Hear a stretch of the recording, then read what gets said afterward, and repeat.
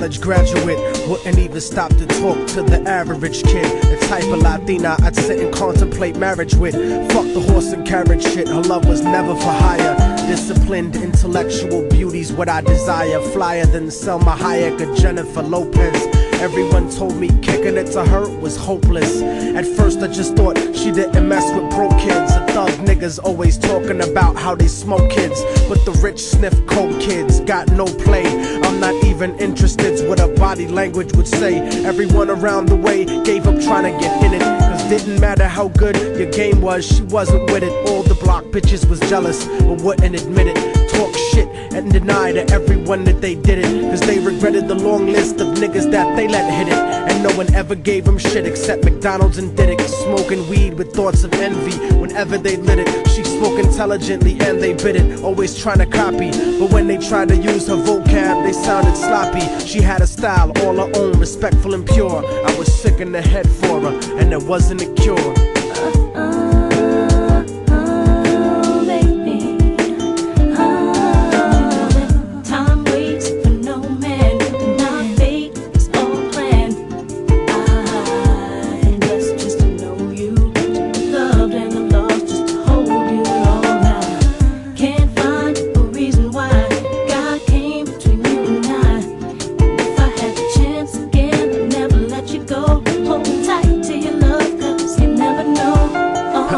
Brown and beautiful, yet empty and sad. I used to talk to her occasionally and she was glad that I wasn't just another nigga trying to get in it. So every now and then we'd stop and talk for a minute. I didn't have a gimmick, so the minutes turned to hours. On her birthday, I gave her a poem with flowers. Then I took her out to dinner after her cousin's baby shower. We talked about power to the people and such. We spent more time together, but it was never enough. I never tried to sneak a touch or even cop a feel. I was too interested in keeping it real, perfectly honest and complete. She would always call me cariño and never technique. Bought me a new book to read every 2 or 3 weeks, forever changing the expression of my thoughts when I speak. It was because of her I even deaded all of my freaks. She convinced me to stop hanging out on the streets, to stop robbing and stealing from people like you. Instead I took her out to the Apollo and the Bronx Zoo, Museo del Barrio and the Metropolitan too. Got to the point where I was either with her or my crew. So I decided one day to tell her my feelings was true. I couldn't live without her, so I told her face of my fears.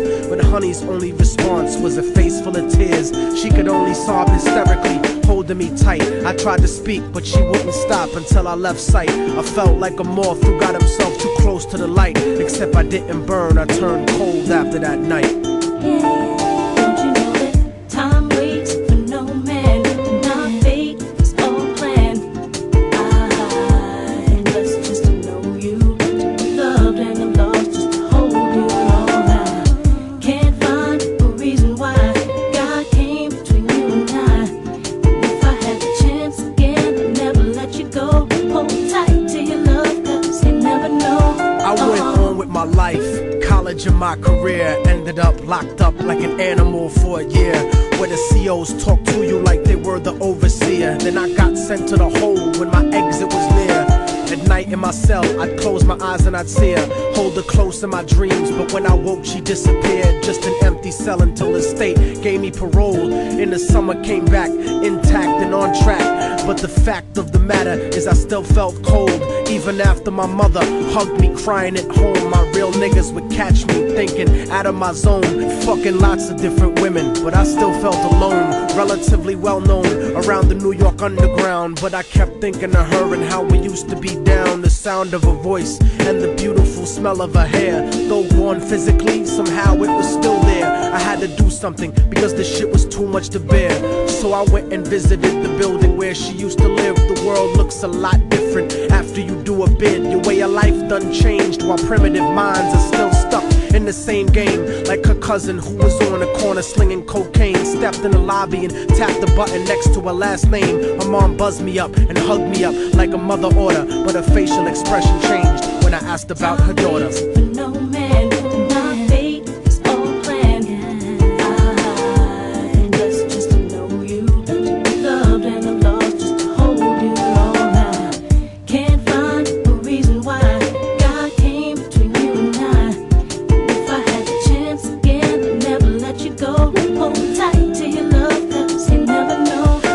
told me that there was a note for me that was left behind, and she had left it there, waiting for such a long time. I was inclined to ask about it, but she brought it up first. I saw a tear swelling up in her eye, and then she cursed. She told me where the letter was, and I started thinking the worst. Reversed my position, stepped over and opened the door, and sure enough, there was an envelope with my name on the floor. Nobody loves you more than me, cariño's what the letter said. By the time you get to read this, I'll probably be dead. But when you left in 97, a part of me went to heaven. I thank God at least I got to know what love really was.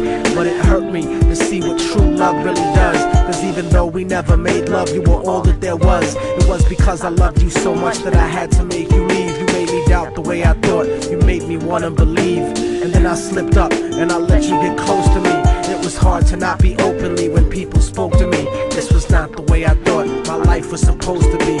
Baby, don't you see? I had a blood transfusion that left me with HIV. Hope didn't exist for me since late in 1993. I died a virgin. I wish I could have given myself to you. I cried in the hospital cause there was no one else but you. Promise that you'll meet me in paradise inevitably. No matter what, I'll keep your love forever with me. What happened for the rest of the day is still a blur, but I remember wishing that I was dead instead of her. She was buried on August 3rd. The story ends without a sequel, and now you know our technique. Don't fucking fall in love with people. Hold the person that you love closely if they're next to you. The one you love, not the person that simply has sex with you. Appreciate them to the fullest extent, and then beyond, cause you never really know what you got until it's gone.